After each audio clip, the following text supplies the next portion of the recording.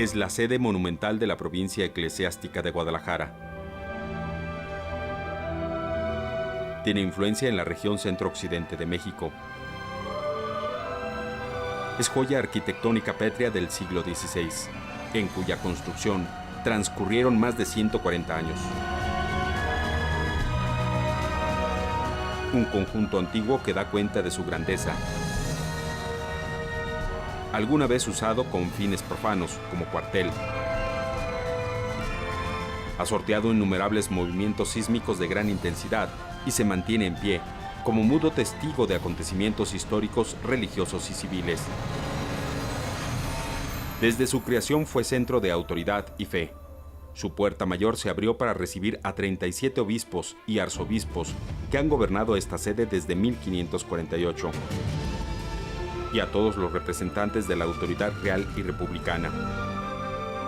Desde el padre de la patria, don Miguel Hidalgo, al sucesor de San Pedro, Juan Pablo II. Acompáñenos a un recorrido por la Catedral Metropolitana de Guadalajara, orgullo y emblema de la capital de Jalisco. Descubramos qué elementos comparte este monumento con otros construidos en el mundo en los siglos XVI y XVII. Cómo se produjo la combinación de belleza y simplicidad que le caracterizan. Es un recinto que lo mismo aloja venerables reliquias, la niña inocencia, como invaluables obras de arte sacro. Con una exuberante decoración. Se ubica en medio de una gigantesca cruz de plazas. Su estampa es identidad de un pueblo, de sus costumbres, tradiciones y calor humano.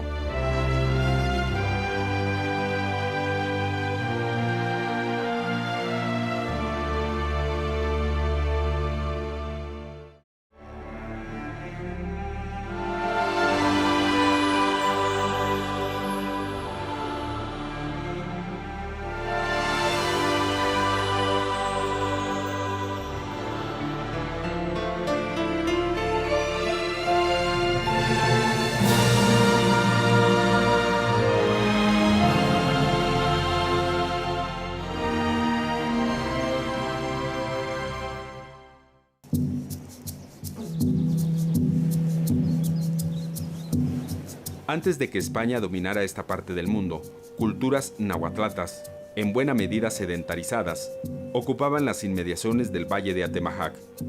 Otras, de vida nómada, lo hacían en zonas limítrofes. Lo que hoy es el centro de Guadalajara estaba deshabitado. Formaba parte de un extenso bosque de robles y encinos.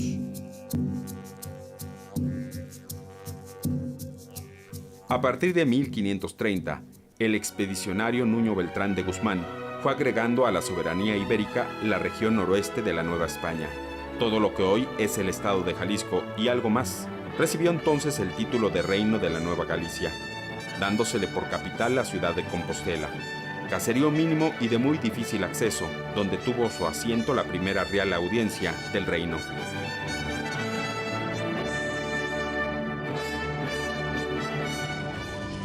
En 1541 tuvo lugar un enfrentamiento colosal, encabezado por los indios no sedentarizados en repudio a una forma de vida que consideraron ajena a sus costumbres.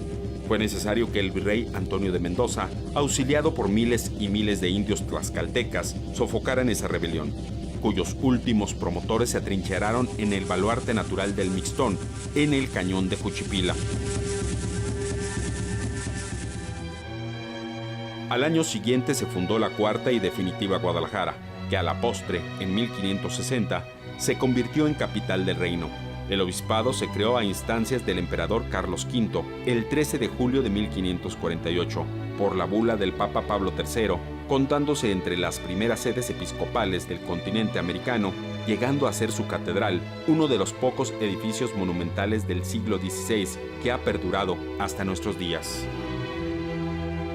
Este territorio debía desmembrarse del obispado de Michoacán, creado en 1535 y a cargo del oidor don Vasco de Quiroga, que después de haber sido consagrado primer obispo de Michoacán, pues va a ser el pastor modelo de esta parte del mundo.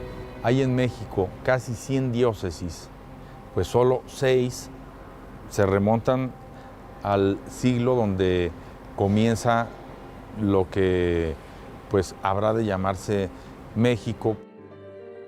Para entender la relevancia de la Catedral Tapatía, es necesario comprender que para el oficio que se desempeña por parte de un obispo, equivale a su cátedra, es decir, la sede donde enseña, gobierna y encabeza los actos litúrgicos de su iglesia particular.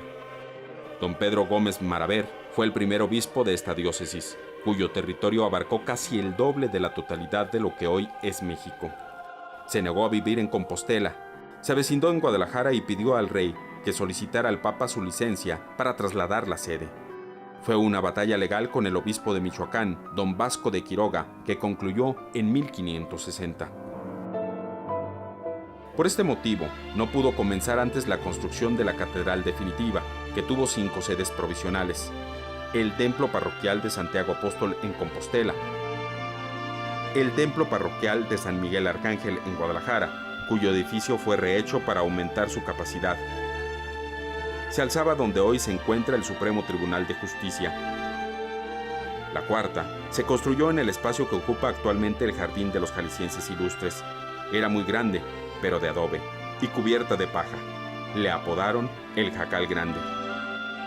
Que se quemó en 1574, fue reconstruido de inmediato, pero con techo de terrado. Esa quinta catedral provisional funcionó hasta 1618.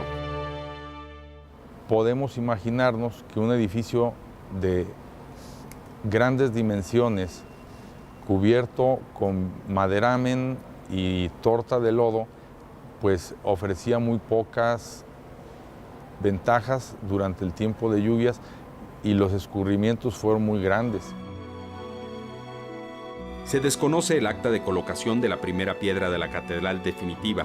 Sin embargo, existen evidencias que fue en el año de 1573 cuando comenzó su construcción, un hecho trascendental para el tejido urbano de la naciente capital, convirtiéndose en su centro logístico.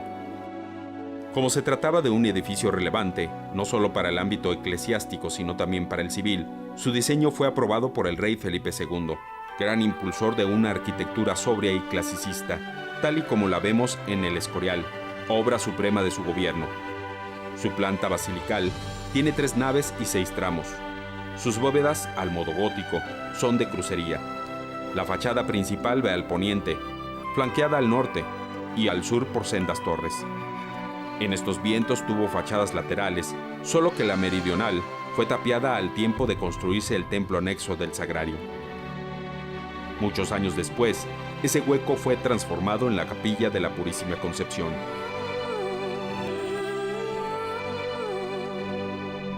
Los primeros años de construcción fueron azarosos. Compitieron por la obra grandes maestros como Claudio de Arciniega, Juan de Alcántara, Alonso de Rubalcaba. Se le adjudicó a Diego de Aguilera, maestro mayor de las obras de la Catedral de México, pero la muerte le impidió concluir la tarea. Fue el alarife Martín Casillas quien asumió los trabajos a partir del 4 de septiembre de 1593.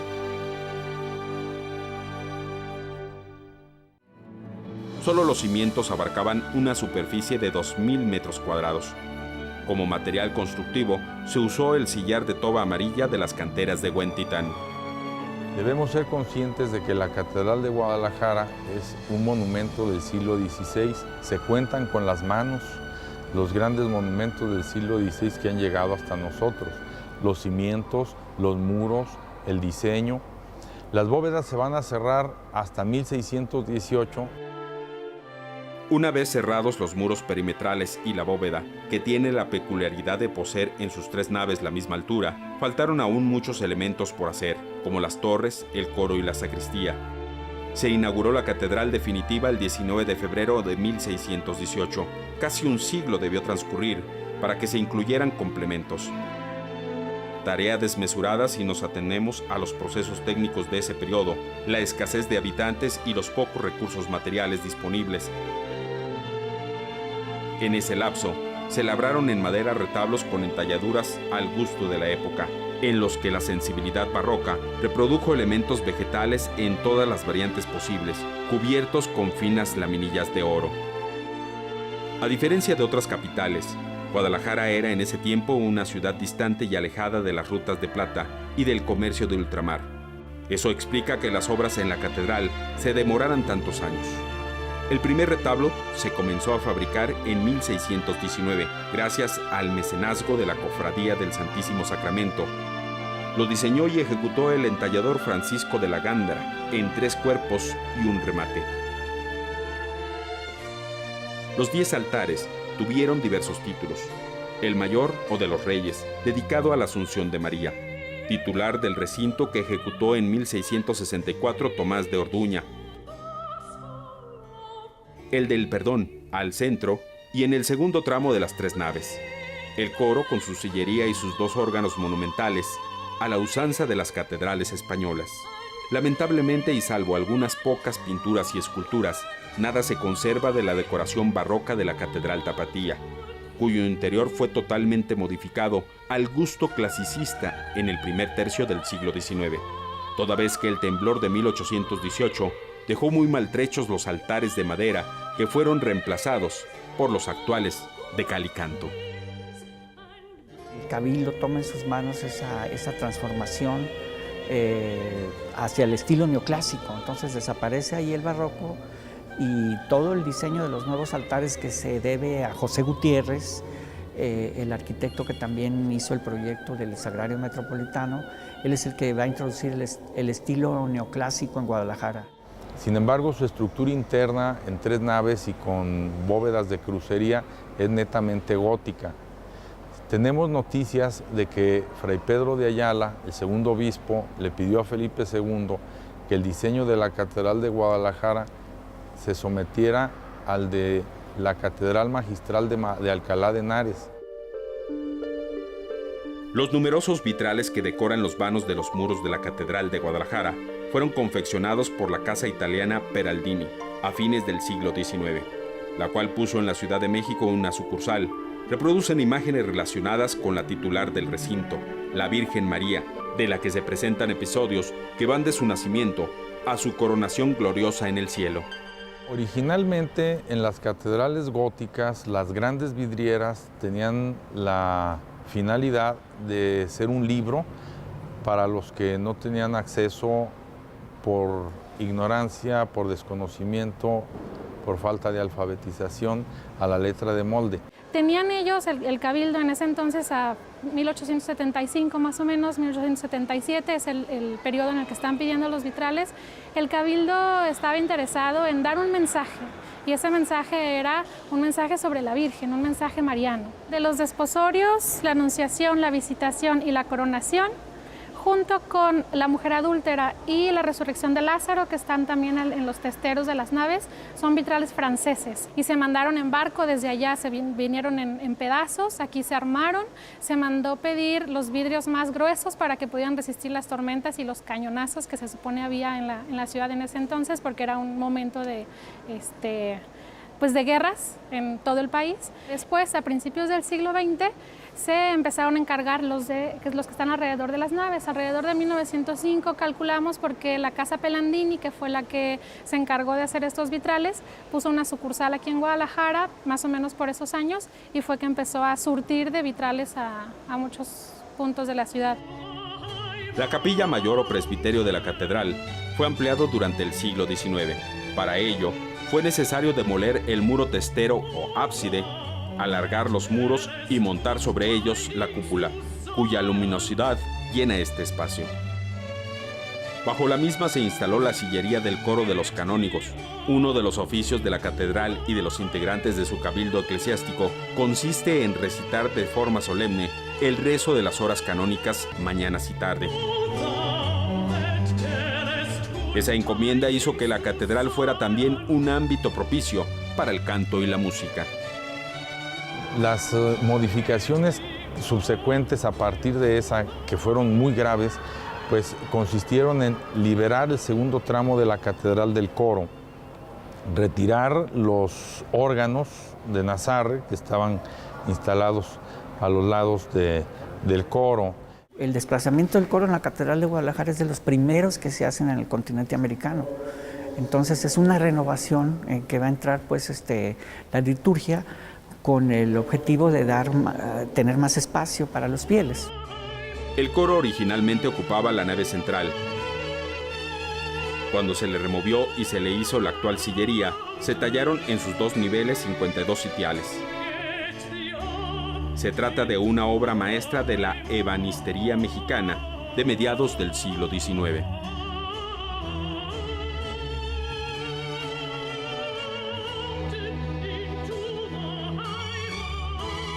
Y a fines del siglo XIX se va a construir para colocar el órgano que se compró en París, pues el balcón o tribuna que está al pie de la Puerta Mayor o Puerta del Perdón.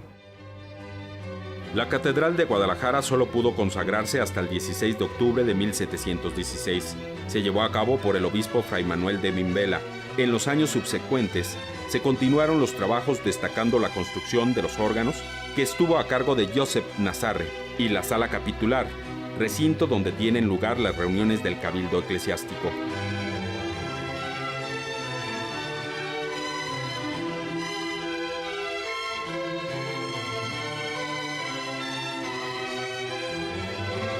Este largo proceso explica el por qué la Catedral de Guadalajara no obedece al mismo estilo, siendo así que entre los siglos XVI al XIX se transitó del clasicismo renacentista al manierismo barroco y luego de nuevo al neoclásico. La decoración interior de la Catedral de Guadalajara obedece a los parámetros que fueron establecidos a partir de 1756 por la Academia de Bellas Artes de San Fernando de Madrid y luego la de San Carlos de México. No nos extraña que se haya impuesto en la decoración interior de esa catedral tapatía del siglo XVII el estilo barroco que en ese momento está en boga, el cual utiliza algunos artificios para enriquecer con una exuberante decoración los retablos que van a ser como lo más destacado de los diseños barrocos en el interior de los templos. El gusto académico llega a la Nueva España como reacción de la exuberancia del barroco. El horror al vacío de aquella sensibilidad fue reemplazado por la pureza de la línea recta o del círculo, recuperando la sensibilidad que prevaleciera en la Roma antigua, aún en elementos decorativos tales como los festones, palmas, guirnaldas y medallones.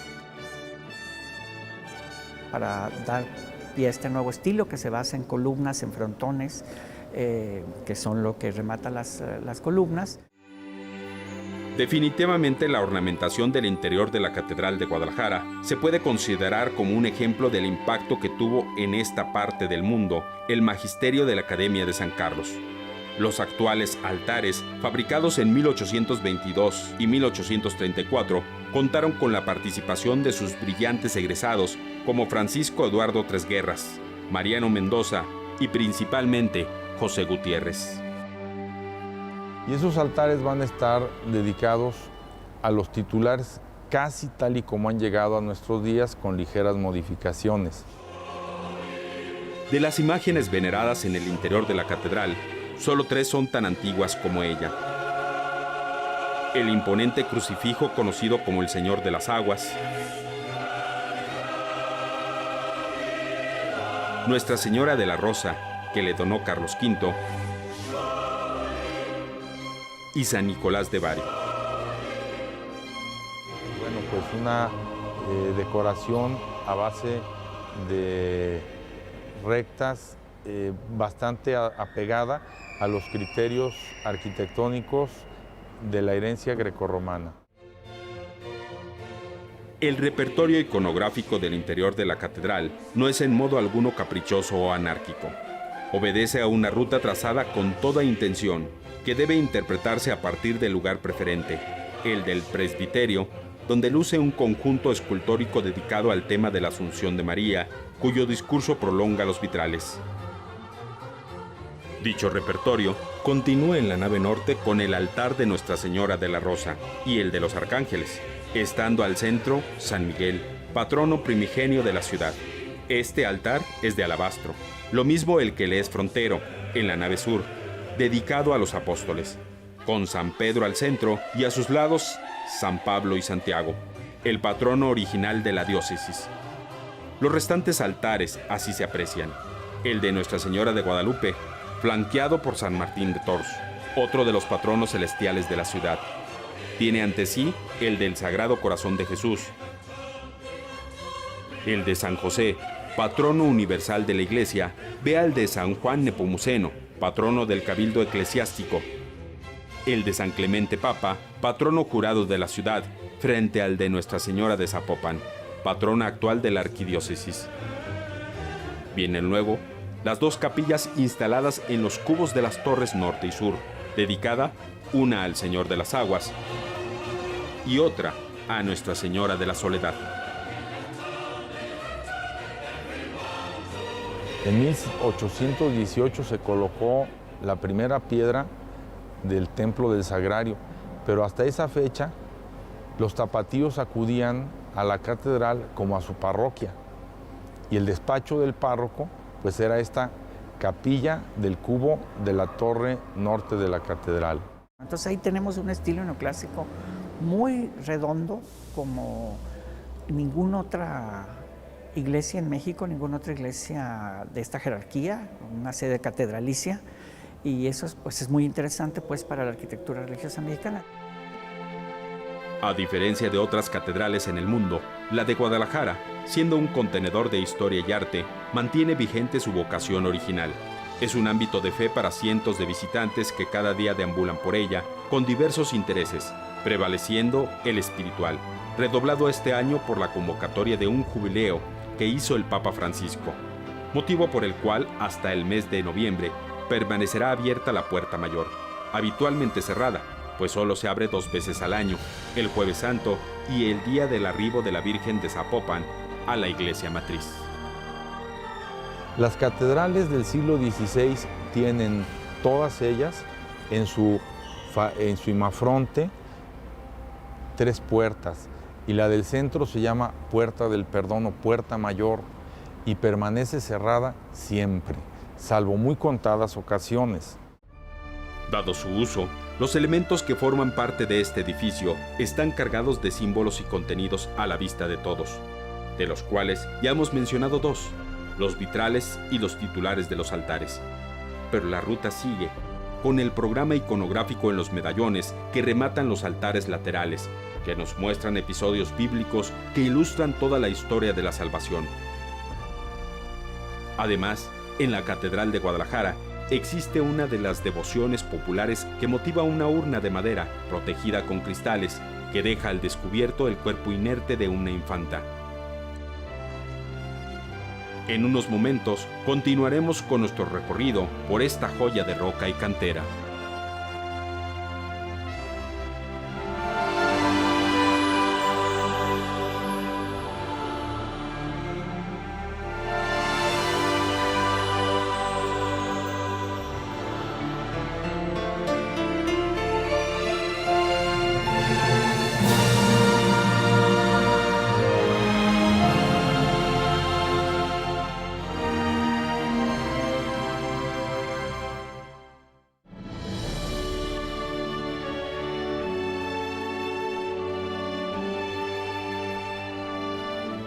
En los 9 altares laterales y 2 de sus 3 capillas, la Catedral de Guadalajara dispone desde el primer tercio del siglo XIX de un programa iconográfico a partir de pinturas en forma oval, que develan detalles del Antiguo Testamento. Se trata de óleos sobre tela de 120 por 80 centímetros, hechos o dirigidos por José María Uriarte, pintor pionero de la enseñanza de esta técnica en el estado de Jalisco, al tiempo de su nacimiento, que van de la creación del mundo, pasando por el diluvio, Abraham, Moisés, Josué, David, Salomón, entre otros personajes. Episodios relacionados con la alianza, sacrificio, holocausto, ofrenda, lo cual desemboca en la percepción de ser la liturgia de la Iglesia, principalmente la misa, la culminación de un proceso ya anticipado por estos acontecimientos muchos siglos antes del nacimiento de Cristo.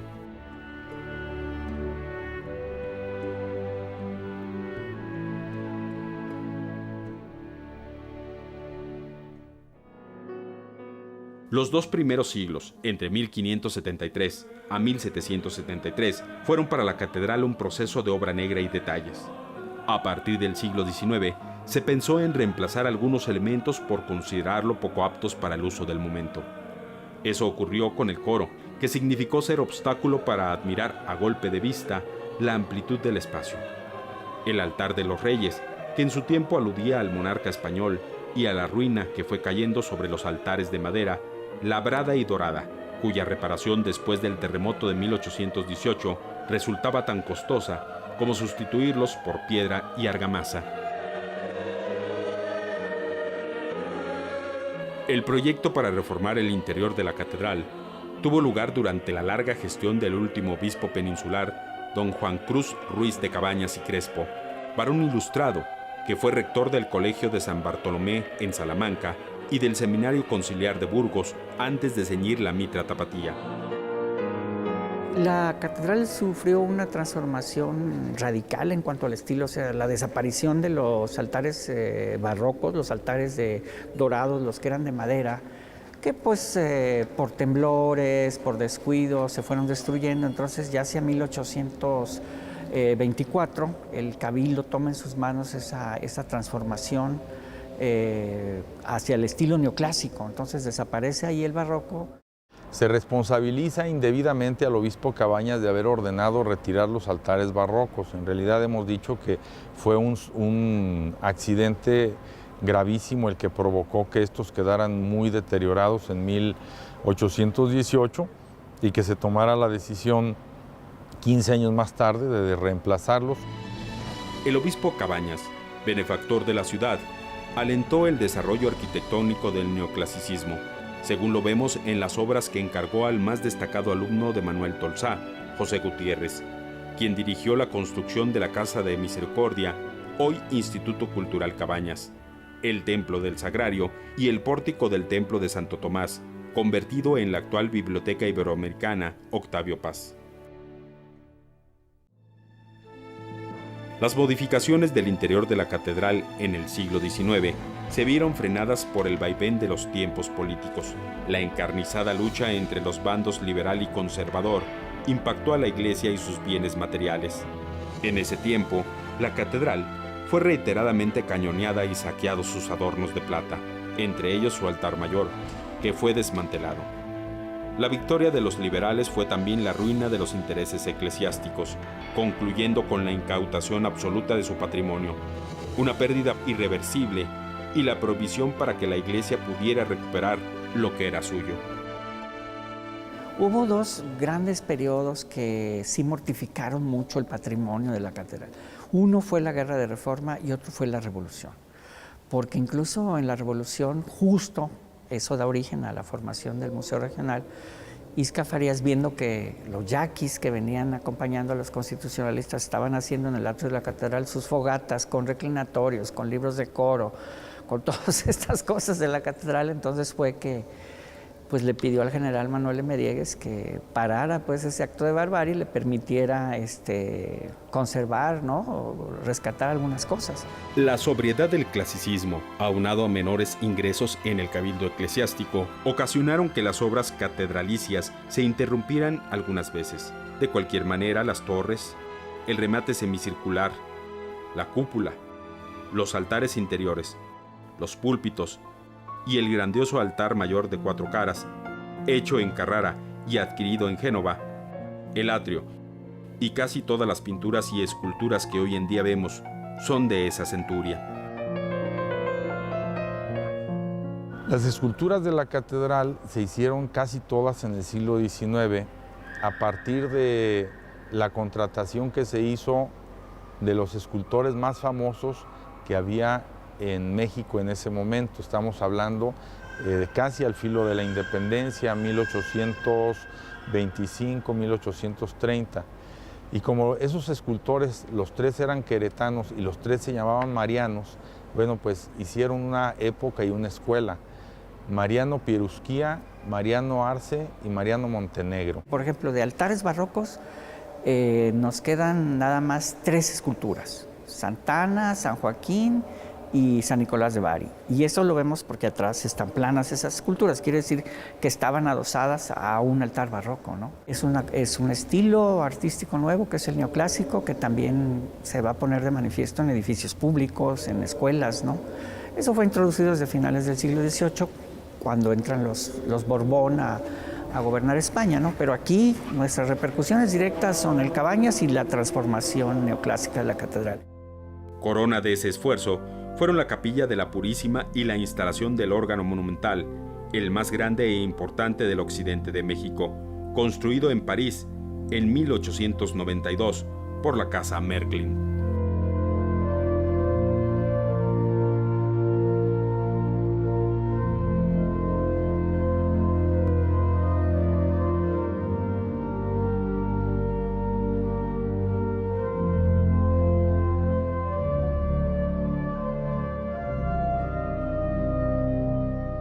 El órgano de esta catedral de Guadalajara fue traído de París en el 1897 aproximadamente.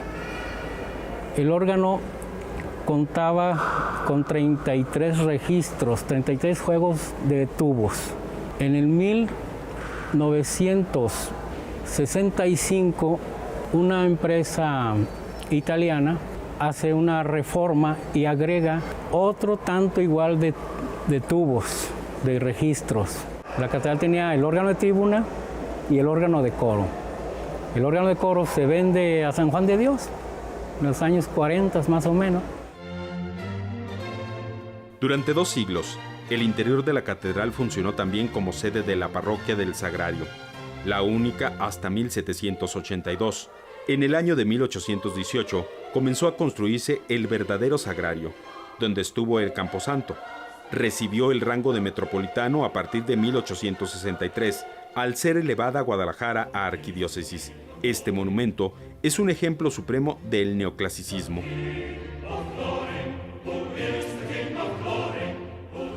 El Sagrario, que así se llama la parroquia de todas las catedrales en el mundo, solo tuvo una iglesia propia a partir del siglo XIX.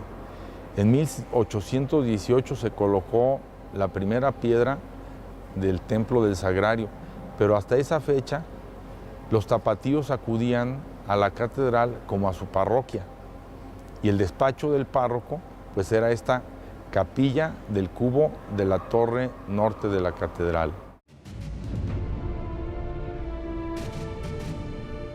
Además de los espacios de visita obligada en la catedral, en sus anexos existen otros de sumo interés, pocas veces observados, pues se trata de áreas exclusivas pero de gran valía. Nuestras cámaras tuvieron acceso a ellos. En primer lugar, la sacristía, que en su rico inventario reúne 2 joyas especiales. Un imponente mural de Cristóbal de Villalpando de finales del siglo XVII, intitulado El triunfo de la iglesia.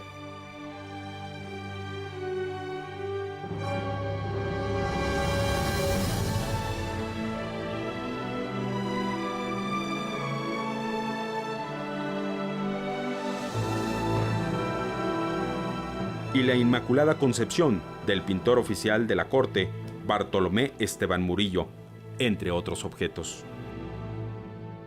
Tenemos la cajonería, que también fue mandada a hacer especialmente en los cajones de la sacristía se guarda el ajuar eclesiástico.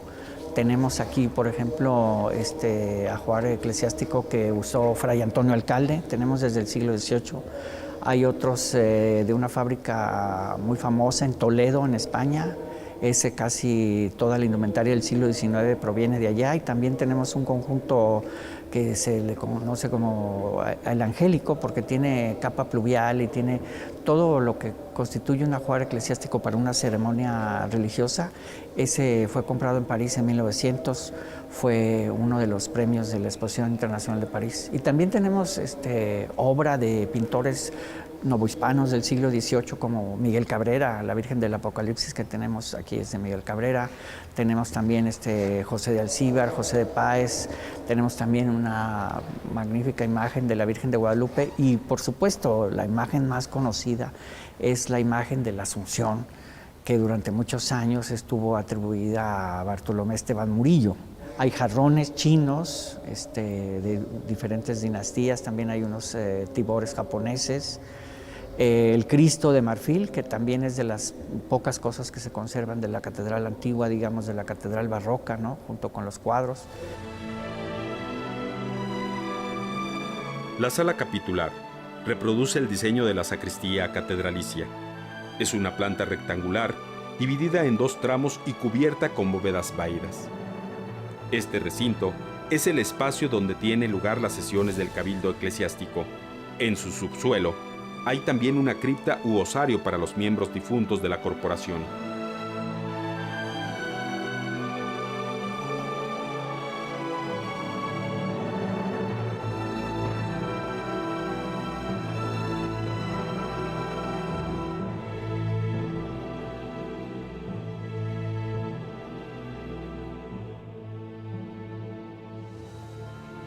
Además de lo relevante de su arquitectura, adornan los muros de la sala capitular un grandioso luneto de Felipe Castro, inspirado en una pintura de Rafael que está en el Vaticano.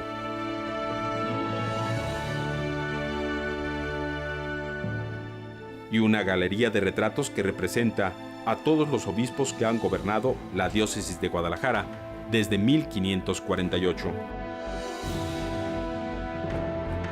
Este pasaje que se llama La Chocolatera, que es un desnivel muy interesante, ¿no? Que nos conduce a las oficinas de los canónigos, donde también en el pasado se tomaron decisiones muy importantes, no nada más para la catedral, sino también para el país, ¿no? Pues hasta de tipo político, porque así como le platiqué que siempre estaban a favor de los proyectos nacionales, también pues apoyaron algunos proyectos de los conservadores a mediados del siglo XIX.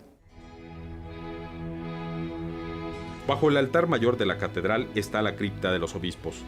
En un osario colectivo están depositados los huesos áridos de todos los mitrados difuntos, salvo 2, cuyos cuerpos se mantuvieron incorruptos.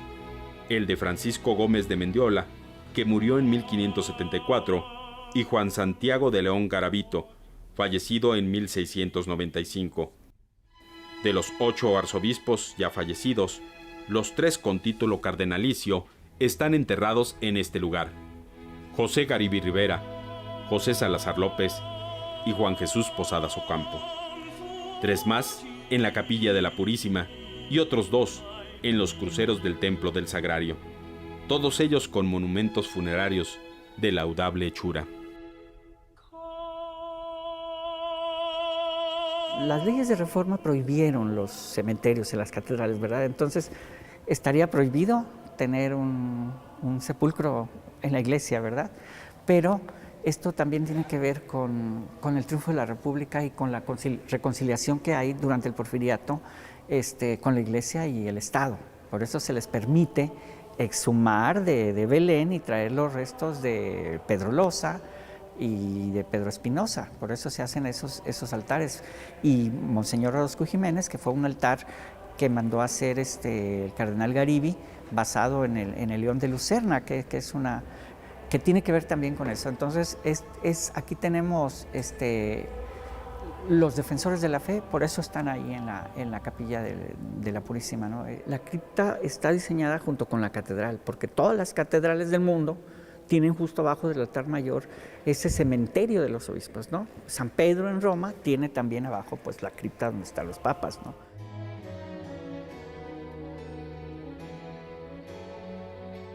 Una de las devociones populares catedralicias más entrañables la motiva una urna de madera protegida con cristales, dentro de la cual se observa un maniquí de cera representando a una infanta. La escultura cubre una osamenta que se trajo de una catacumba romana en el siglo XIX y que pasa por ser el cuerpo de una cristiana martirizada en Roma hace 1700 años. Solo se tiene el dato del nombre de la mártir, Inocencia. La gente acude a visitar esta urna con especial frecuencia. Esta reliquia salió del cementerio de Santa Siriaca en Roma.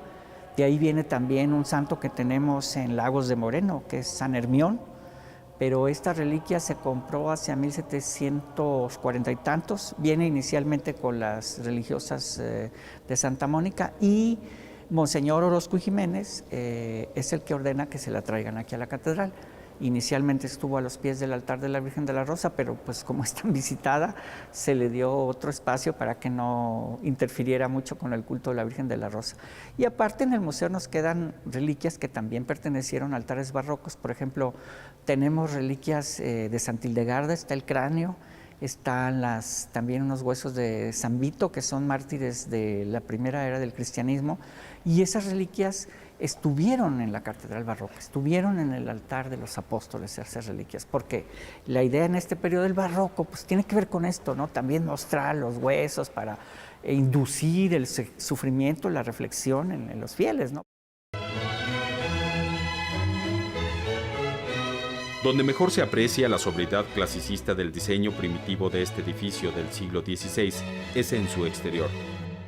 En su fachada principal, que ve al poniente, vemos sus 3 ingresos, uno por cada nave. Tiene el vano forma de arco de medio punto, flanqueado por columnas de fuste estriado sobre basamento, capitel corintio, cornizamiento y tímpano triangular, las del norte y del sur. En tanto, la central tiene un segundo cuerpo que da pie a 3 nichos, el de en medio para una escultura de la Inmaculada Concepción y a sus lados otra, representando a los apóstoles Pedro y Pablo. Encima del nicho central vemos en pequeño el tímpano triangular partido y al centro del mismo un vano oval.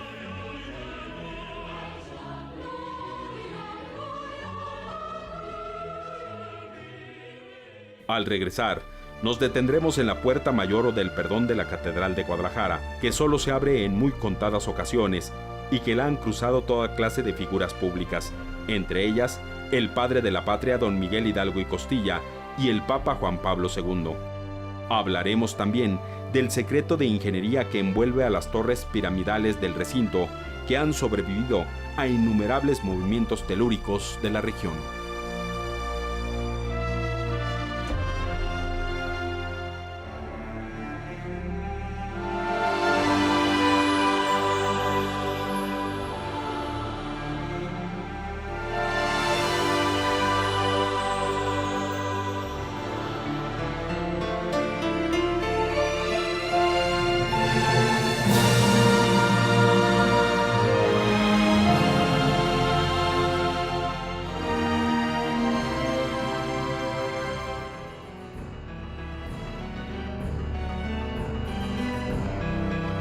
Las solas dimensiones de la Catedral Tapatía resultaron un desafío enorme para sus constructores.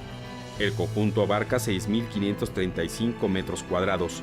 El terreno sobre el cual se construyó comprende una manzana que se adquirió en su tiempo a cambio de 1.700 pesos de oro, siendo necesario demoler las construcciones que ya se habían edificado en él.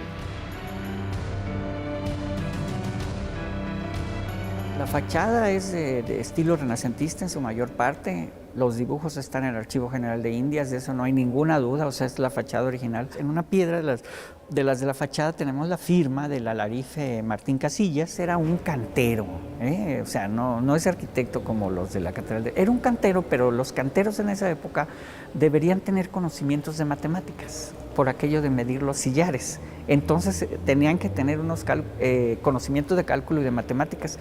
Por eso es que Martín Casillas levanta todo este proyecto. La parte externa de la catedral mantuvo su decoración sobria, clasicista del siglo XVI hasta el siglo XIX. En el friso que antecede la cornisa de la fachada principal puede leerse, en lengua latina, el primer versículo del Salmo 126, que en español se traduce: si el Señor no edifica la casa, en vano trabajan los que la construyen. El segundo versículo de dicho salmo se lee en el friso que está entre el primer y segundo piso del Palacio de Gobierno: si el Señor no vigila la ciudad, en vano se afanan los que la custodian. El arquitecto Ignacio Díaz Morales, cuando removió el aplanado para dejar expuestos los sillares de la catedral, que son muy hermosos, mandó labrar en el friso la primera parte del Salmo 126. La segunda parte de ese salmo ya estaba labrada en el friso del Palacio de Gobierno. Nisi Dominus edificaverit domum in vanum laboraverunt qui edificant eam. Si el Señor no construye la casa, en vano se empeñan los albañiles. Y eso alude a lo que venimos comentando, los diversos accidentes que ha sufrido la catedral a lo largo del tiempo y pues las fallas en cuestión sísmica que han provocado la caída en reiteradas ocasiones de sus torres. Corona la fachada catedralicia un frontón semicircular adornado con almenas piramidales, dentro del cual se aprecia un grandioso relieve en piedra oscura que representa el misterio de la Asunción de María a los cielos. En su centro se labró en 1910 la caja del reloj, que desde entonces anuncia el paso del tiempo a los transeúntes del centro. Fue un regalo del arzobispo de entonces, el michoacano José de Jesús Ortiz y Rodríguez.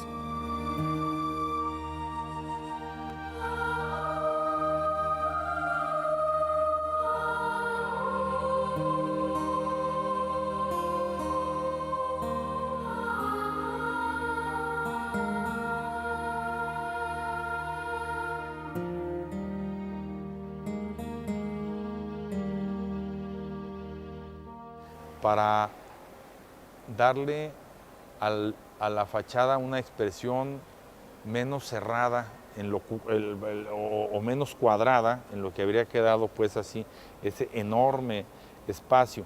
Se le pone ese medio punto entre las dos torres en forma de aguja. Eso es algo original también. Se hizo la caja del reloj y se coronó con una cruz.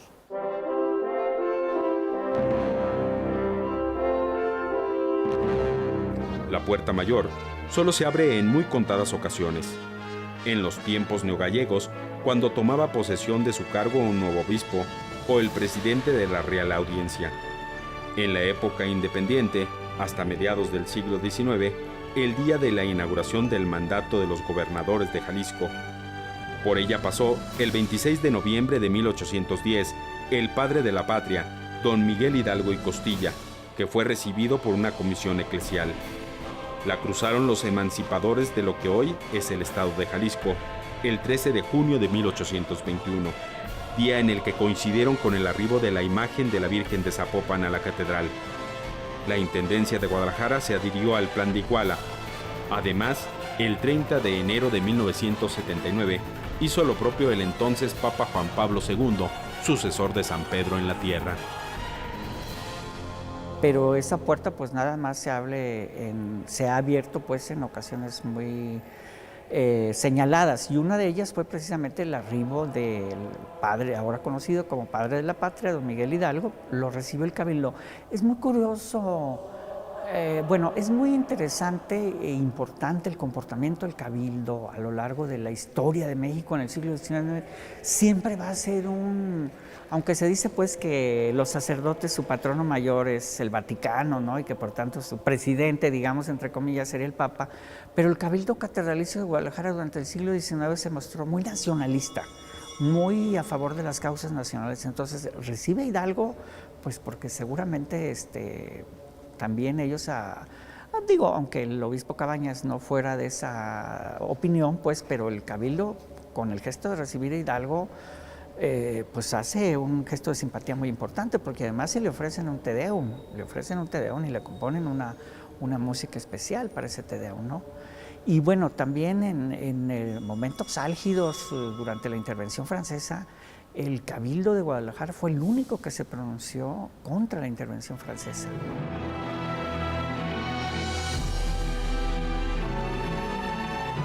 Entre las pocas fechas en las que anualmente se abre la puerta mayor de la catedral, destaca la noche del 11 al 12 de octubre, para recibir y despedir a la venerada imagen de la Virgen de Nuestra Señora de Zapopan.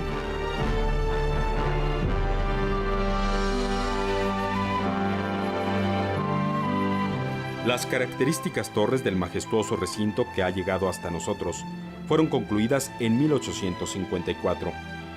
Alcanzan una altura de 65 metros hasta la cruz que las corona. Las actuales son su quinto par, pues las anteriores se desplomaron por los constantes movimientos sísmicos que han hecho trepidar el valle de Atemajac. Las torres de aguja que vemos ahora las diseñó, y que son las quintas, pues, las diseñó el arquitecto Manuel Gómez Ibarra, siguiendo un estilo que estaba en boga en Europa en ese momento y del que hay muchos y muy buenos ejemplos. Los malquerientes del obispo que mandó edificar estas torres, el obispo don Diego Arandi Carpinteiro, protector de Manuel Gómez Ibarra, le adjudican una leyenda totalmente falsa e incluso absurda para un hombre tan inteligente como fue él, que estaba comiendo pitayas en un platón y al fondo vio ahí unas torres dibujadas y dijo al arquitecto, mira, es algo así. Digo, eso para los que no conocen de historia de la arquitectura a lo mejor les puede parecer algo simpático, pero no se admite. Gómez Ibarra tomó la decisión de hacer en pirámide las torres de la catedral para que no volvieran a colapsarse. Porque en pirámide, bueno, pues hay una resistencia natural. De hecho, los canónigos querían que Tres Guerras se hiciera cargo de toda la transformación.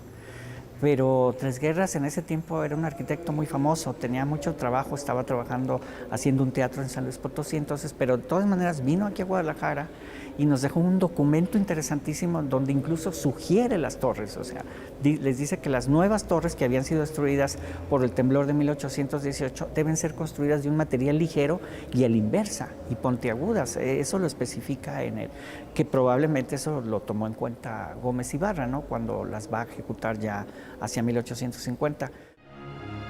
El secreto de Gómez Ibarra fue utilizar bloques y mamposta de piedra ligera, como la pómex y el tezontle, sellándola con placas de cerámica de Sayula en los colores amarillo y azul.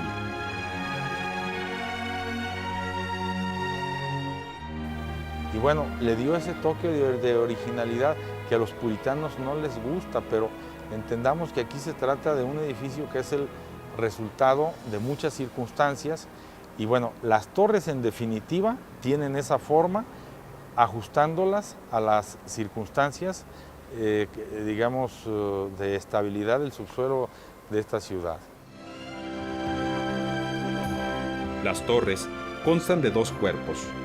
Del primero, de planta cuadrada y vanos pareados de medio punto, penden las campanas del recinto, que en su tiempo regulaban la vida de la ciudad y daban cuenta de los tiempos fastos y nefastos. El segundo es de planta ochavada y sus vanos con ovales. El remate son las airosas agujas o pirámides, que ciertamente evocan la sensibilidad neogótica muy en boga a mediados del siglo antepasado. Originalmente la Torre Sur estaba dedicada al apóstol Santiago y la norte a San Miguel Arcángel, coronándolas sendas esculturas de ambos personajes. Las campanas de la catedral tienen nombre. En la torre norte, la más antigua, se llama Nuestra Señora de las Angustias y se fundió en 1661. La mayor es María de la O y se hizo en 1758. La de San Clemente data de 1769. La de San Pedro de 1790. La de San Pablo de 1789. La más reciente es la de Nuestra Señora de los Dolores, fundida en 1836. En la Torre Sur, la campana más antigua es la de San Fernando o del Correo, fundida en 1769. Le sigue la de la Asunción, de 1817. La de San Pedro, de 1826. La de la Purísima, de 1836, que tiene la curiosidad de estar perforada por una bala de cañón lanzada desde el Hospicio Cabañas en 1852. Del mismo año es la de San Antonio. La más actual es la de Santa Rosa, apenas de 1877.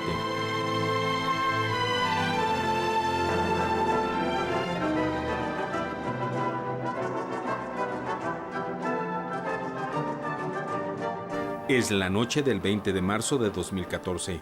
Ante unos 7,000 ciudadanos que acudieron a la Plaza Guadalajara y calles aledañas, se encendió por primera vez en su historia la iluminación completa de la catedral. El proyecto que da luz y vida a este monumento costó 12 millones de pesos que cubrió el Fideicomiso de Turismo de la zona metropolitana de Guadalajara.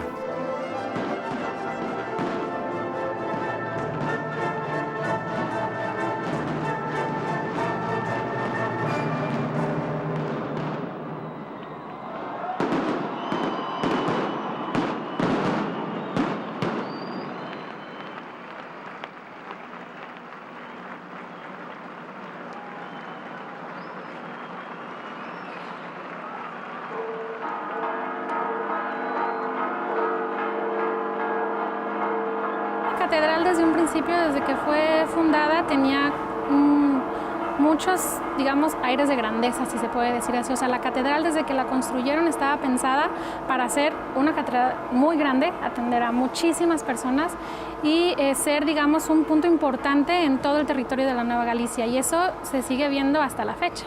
Lo principal de la estructura del edificio es de 1573, a partir de ese año.